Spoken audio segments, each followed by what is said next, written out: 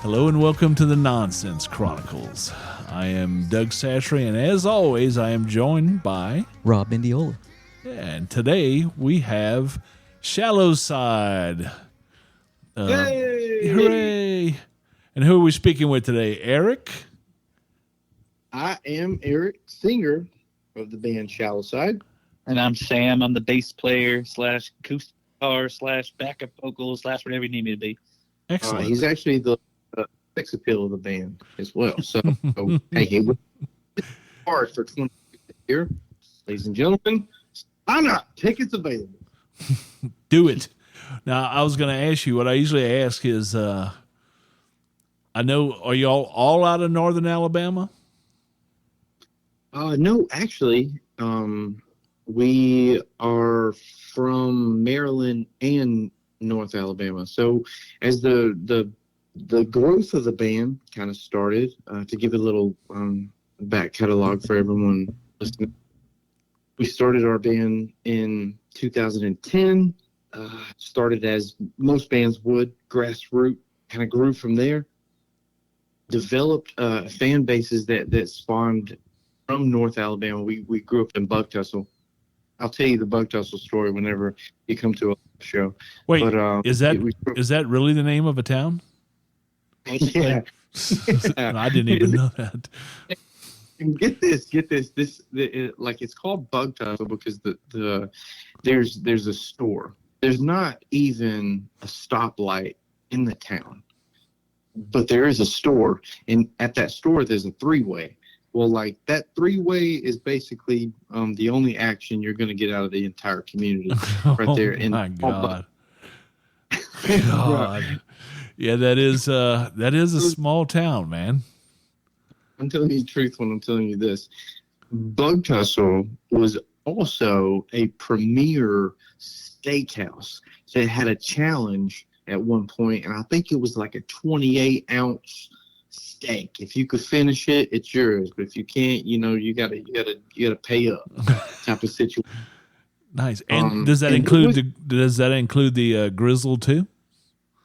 Oh, it probably included the sauce and the uncle's, wife. I'm not sure what all it included, but there was a situation where that it was a really hopping place to go as I was a child. Quickly it disintegrated into nothing. I'm not sure what all happened. Maybe the infrastructure of the interstate that came in pretty soon. But that's where we grew up, right? There's nothing out there. So easily enough to say that we wanted to play some rock and roll music. It was a hard transition, to say the least. You couldn't play at the store then, is what you're saying. Right? Yeah. No, they're not going to let us play at the steakhouse. Not enough banjo just yet, but we got better. As the story continues, we ended up evolving into several different parts of the country. 2 of us from North Alabama, the other 2 of us from Maryland. So now we're all just like American. All American. Did you southernize the Maryland people? Yeah. Well, I'm glad you brought it up.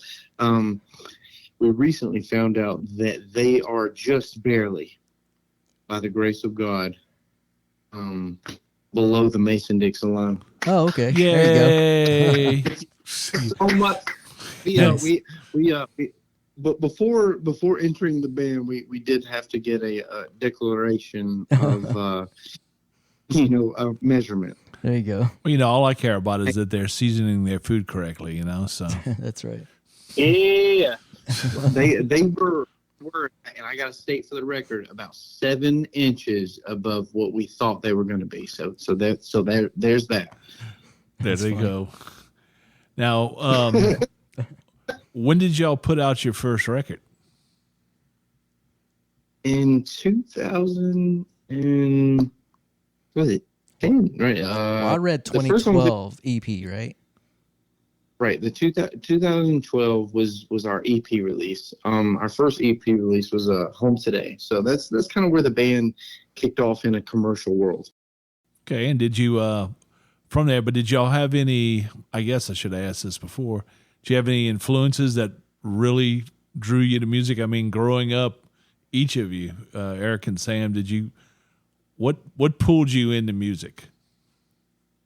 Well, I got kind of roped into it because both my parents are music teachers, so it varied from, like, Beethoven to, like, Led Zeppelin to Rush to Kiss to Iron Maiden to Metallica. It was all over the place, but definitely hard music. Was that stuff your parents were listening to? Yeah, my mom, she was into all sorts of different stuff. They Nice. both loved ABBA in the nice. 70s. Yeah. Mom's a big Enya fan as well, but she's a classical musician as well, so she always listens to, like, Mozart and Paganini and all kinds of crazy composers. But my dad, also a musician, he just, like, loves rock and roll. So I listened to every Kiss song ever by the time I was 2.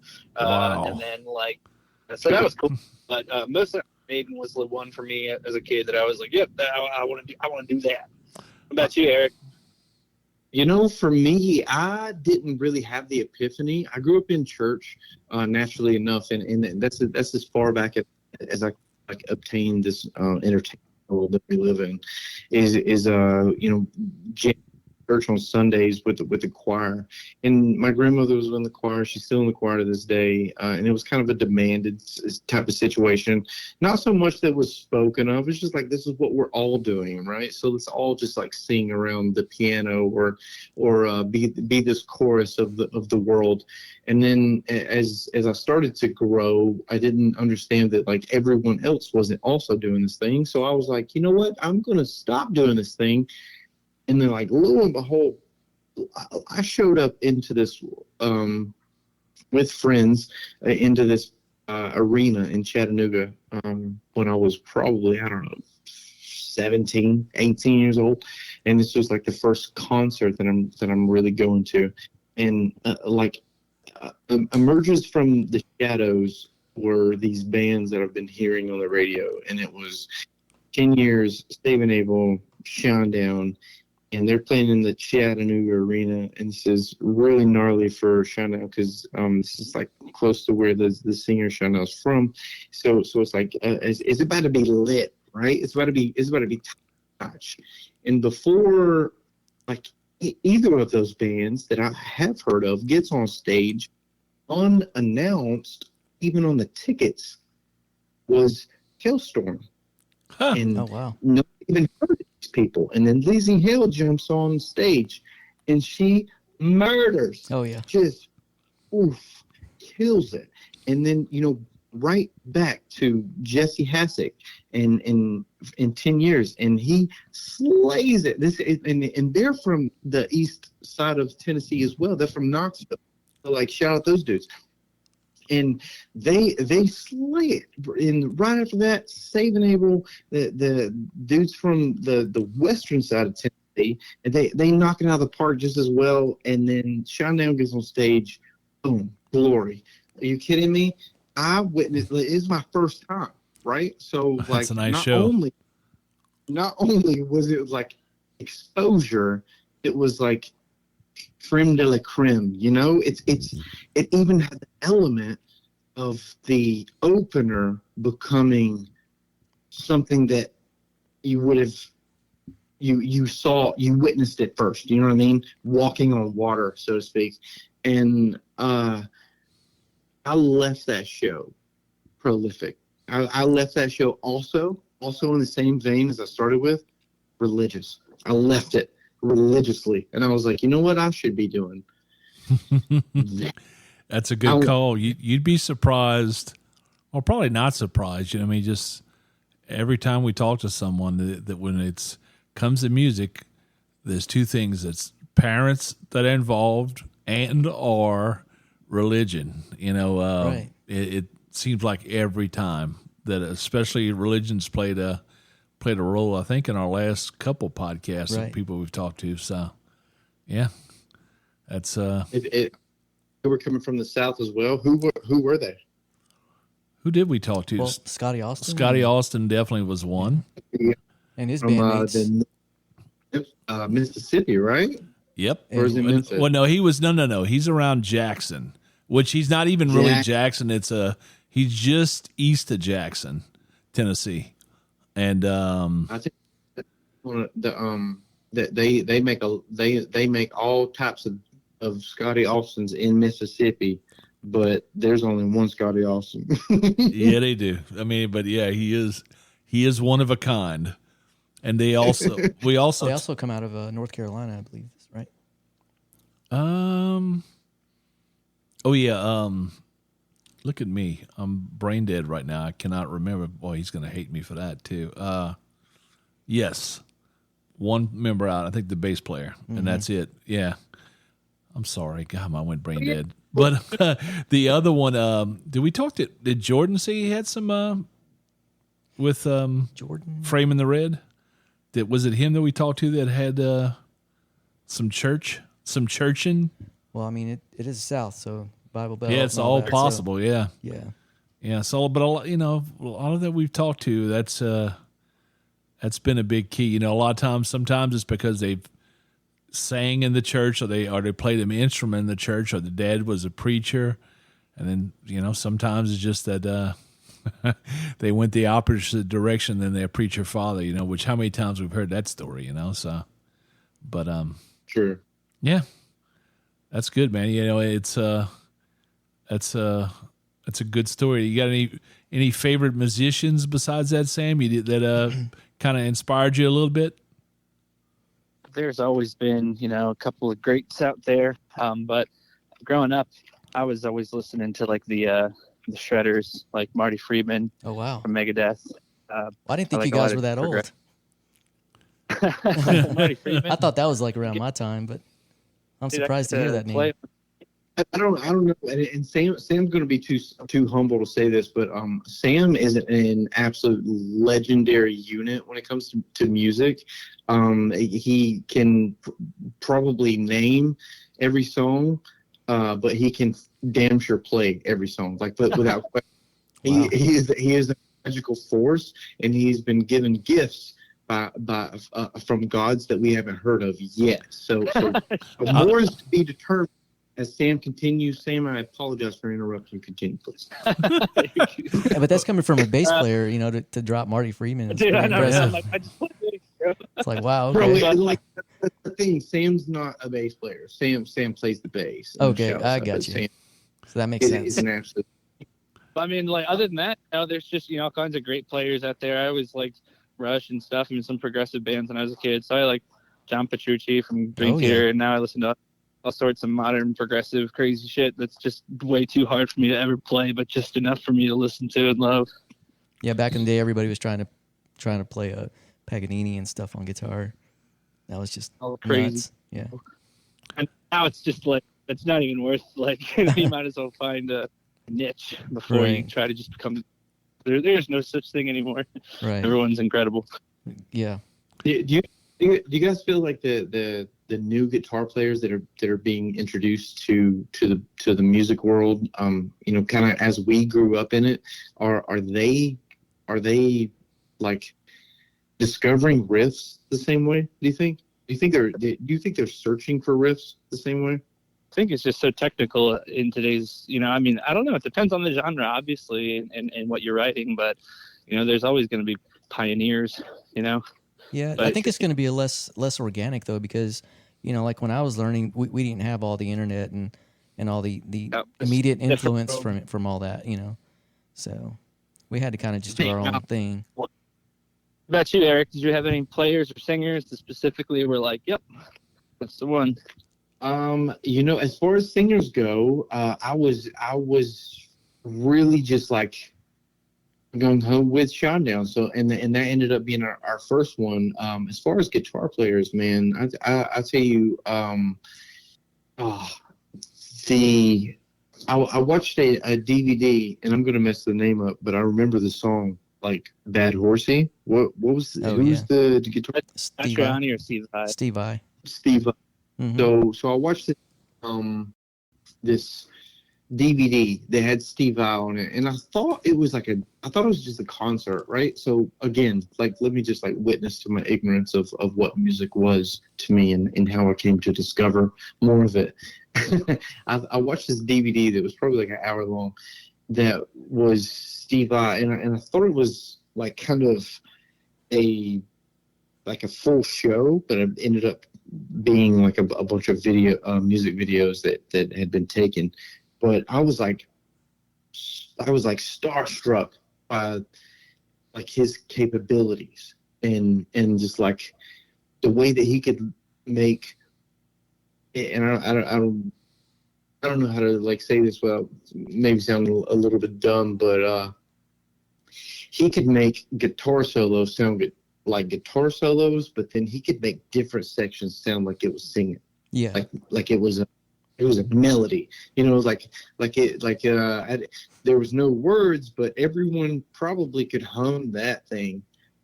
Mm-hmm. You know what I mean? I don't, but like watching that, I was just like also very discouraged about my music ability, because I was like, I want to make it sing like that. Not knowing like watching like a love-hate relationship with your heroes, where it's like, you know, you watch these people who inspire you, and then you go to see them live, and you just contemplate your own reality. Like, what am I doing? Yes, you know, and it's funny you mentioned your frontman inspiration, because now I know where the vest and the tie came from.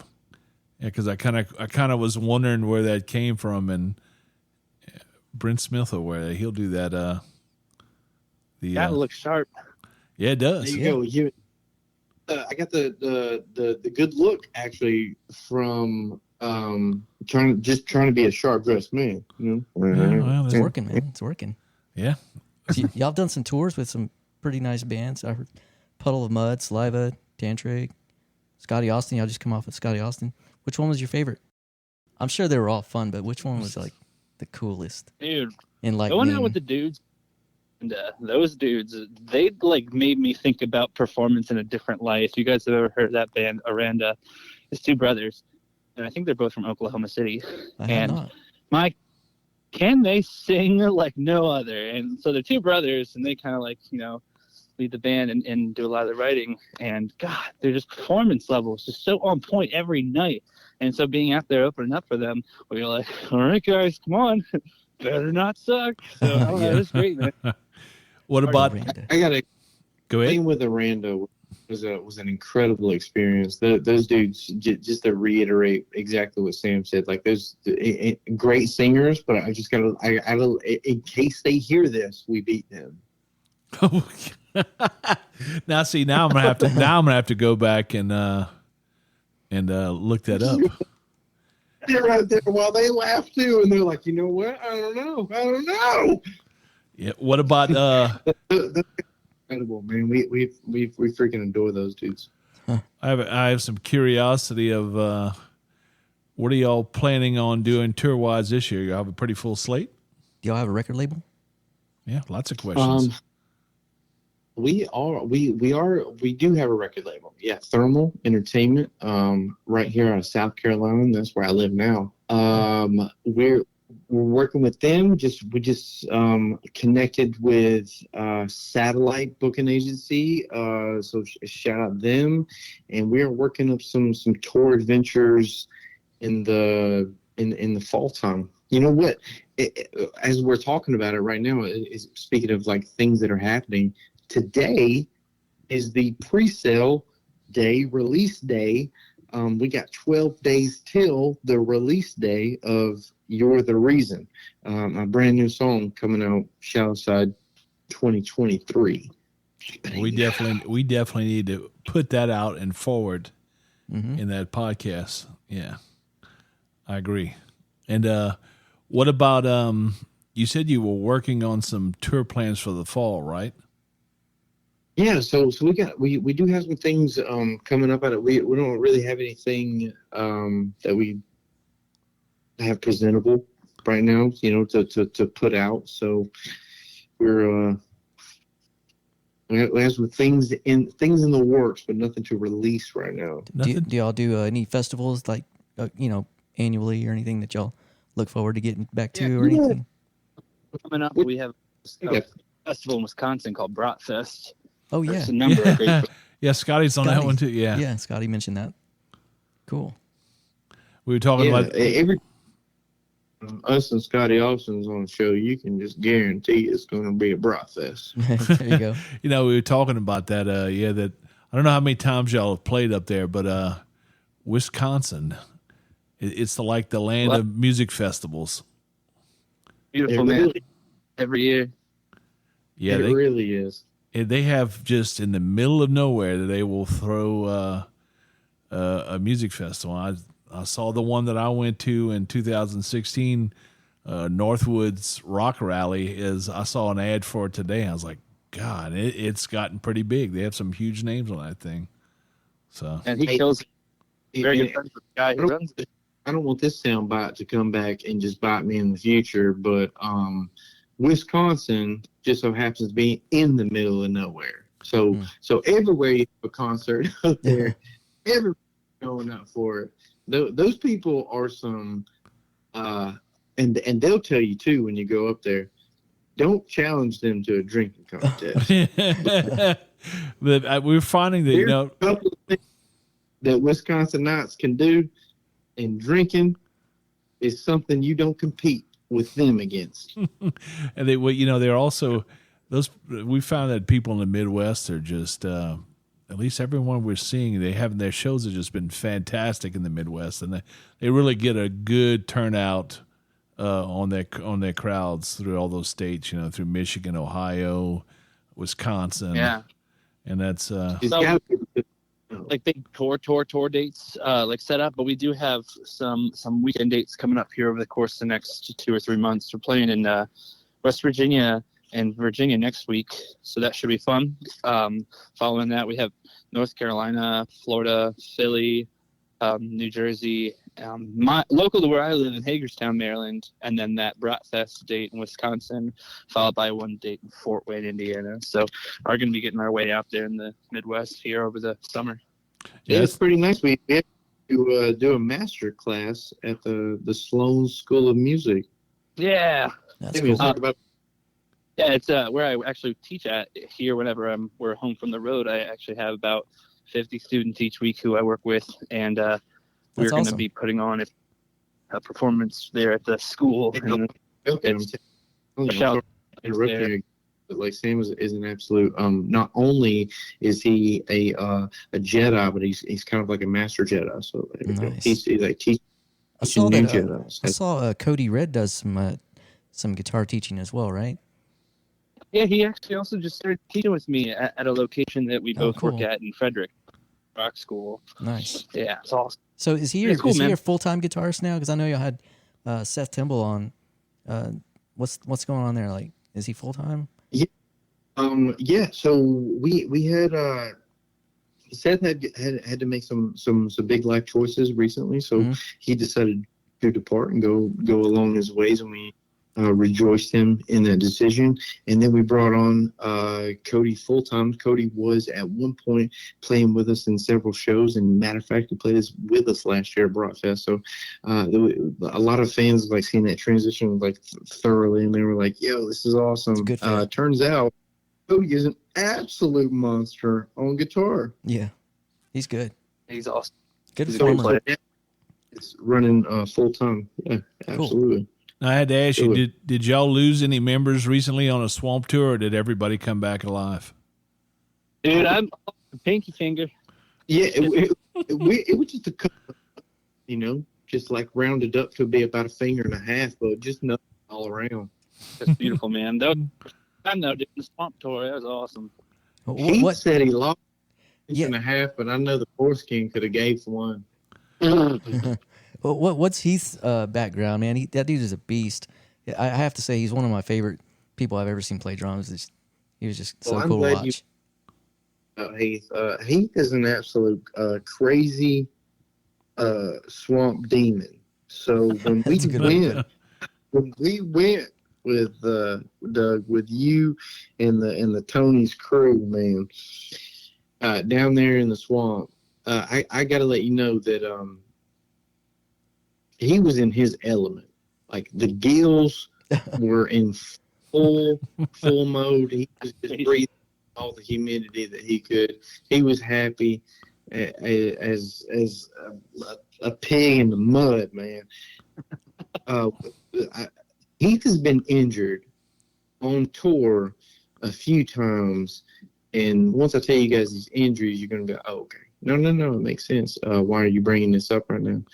He had to jump off of tour because he could not grip a drumstick for 9 weeks. Whoa! And why was that? Well, he was hand fishing in a pond and got his tendon happened turtle. Oh no!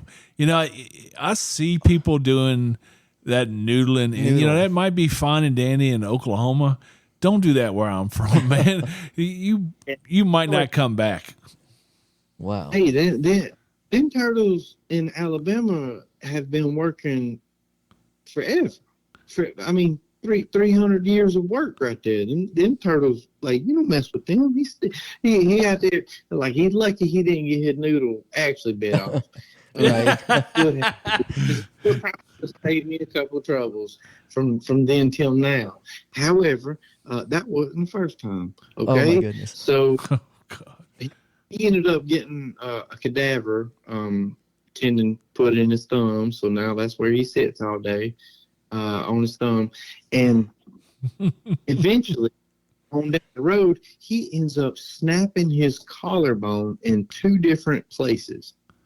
God, how did that happen? Well, we were in North Carolina and he ends up jumping on a it's not a skateboard, it's the longer one. Is it called longboard? Mm-hmm. Yeah, it's just longboard, right? That's yep. So he jumps on the longboard and rolls down this hill as a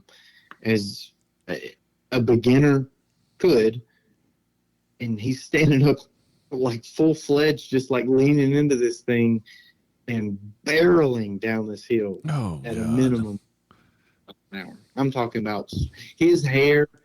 If he would have put his hands behind it, he probably could have floated a little better, landed a little bit. Collarbone, 2 different places, and now it's like replaced with like a whole like steel rod. Wow. God, I mean, just note to musicians, please stay off skateboards and electric scooters. I don't see any good stories that come from either of those. Helicopters and airplanes. Well, the first not good story, a great story. Yeah, why is so-and-so not on tour this week? Oh, okay, that's why. Yeah, that has happened. Sam and I actually went on his birthday. What was that, like last year, Sam? Yeah, not even. No, yeah, so like last year on Sam's birthday, we jumped on scooters in Nashville, rode to the liquor store, finished our liquor bar, and we made it to our hotel and was like, you know what, fuck it, let's keep rolling. We went and had some Mexican. We went to another bar. We went bar hopping all downtown. And you know what we were doing? Just busting around in those scooters. So they cut them off. They don't let drunk people do it too late. No. God, no. Yeah. We were just rocking the whole time. Yeah, that's a... to be young again. Man. Yeah. Trust me, the older you get, those injuries will come back and say, remember me. They will come back. Boys, please be careful out there. But I saw your latest video, man. It is really good. Where did y'all get the inspiration for the location and stuff? For the worst kind. Yeah. Yeah. Okay. So the worst kind release. I'm sorry. We got that new release coming up. It's called "You're the Reason." So I'm sorry. Oh, okay. That's why I was like, wait. I don't think I've seen where's that. that out? Yeah, I haven't seen that one. I'm a little further than where. Anyway, so the worst kind was shot in St. Louis, Missouri. Missouri. Mm-hmm. And they, yeah, man, in a massive cathedral. We had to arm wrestle a pope. Thankfully, he was an absolute elder, and we dominated him. So Nice. he had no chance. But like the pride on the guy, whatever. You know what really sold? The rights really got sold whenever he showed his chest hair.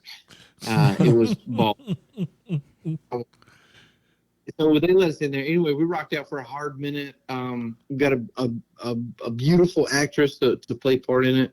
It was a fun one. That was the first one that we did with Juan Ibanez.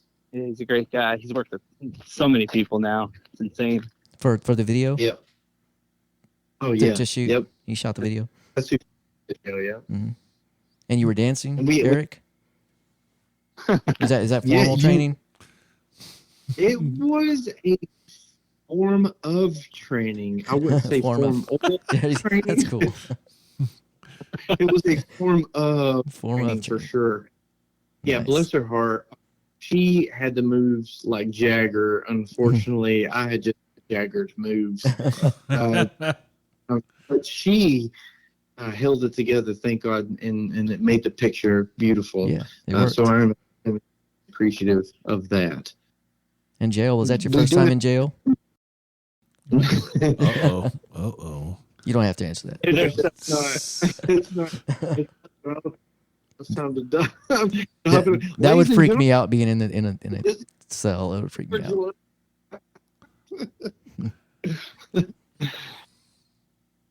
No, I have been to jail a couple of times.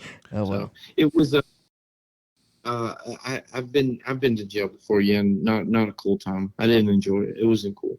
I don't think I could. I tried it. Yeah, you're not supposed to enjoy it. First off, yeah. So yeah, it's not something that you want to come back and do. I'm gonna guess. Hey, free breakfast, bro. Like 3 squares.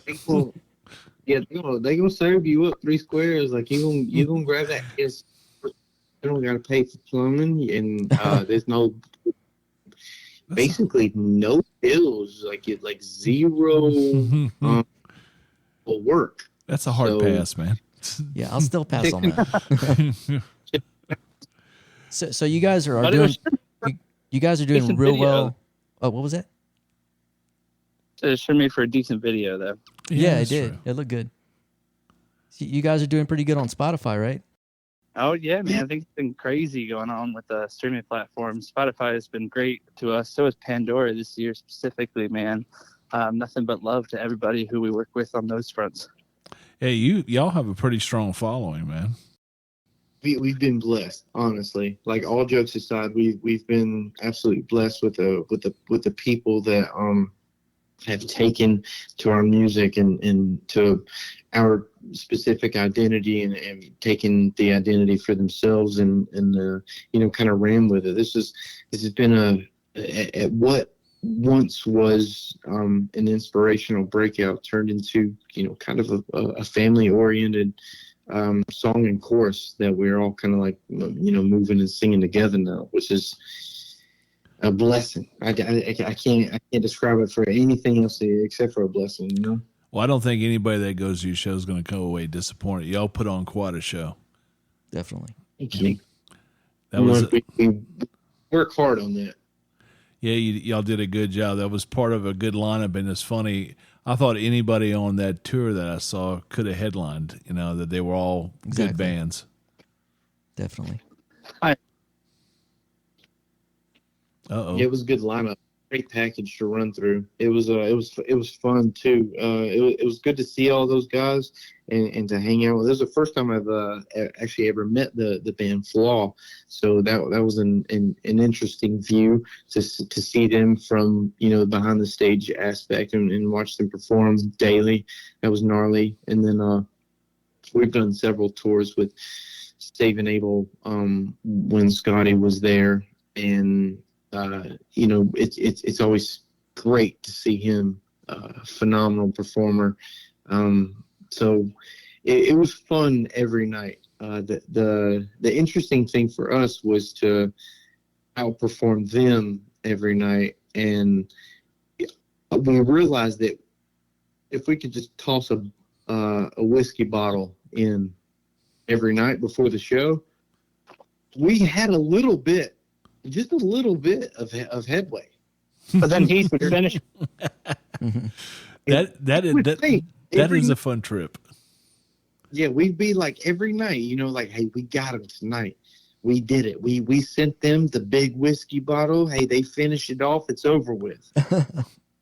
Let's look in the back of our set right there, and sits Heath Fields without his shirt or shoes on, and his hair flapping in the wind, and an empty bottle of whiskey with his just perked up. And we're like, damn it, we lost again. Now I got a question to ask you. We want to promote what you do. Are y'all playing anywhere Easter weekend?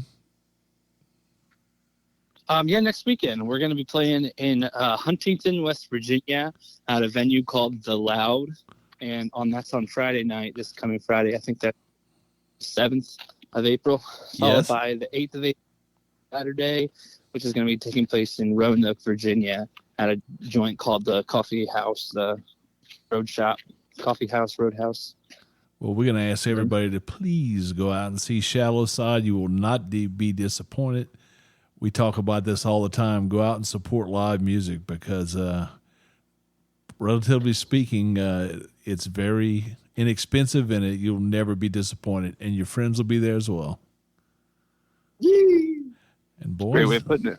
Yeah, and that is going to be it for this edition of the Nonsense Chronicles. We ask that you like and subscribe, and we'll see you soon. Thanks, guys. We appreciate it. Thanks. Thank you so much. Shallow Side.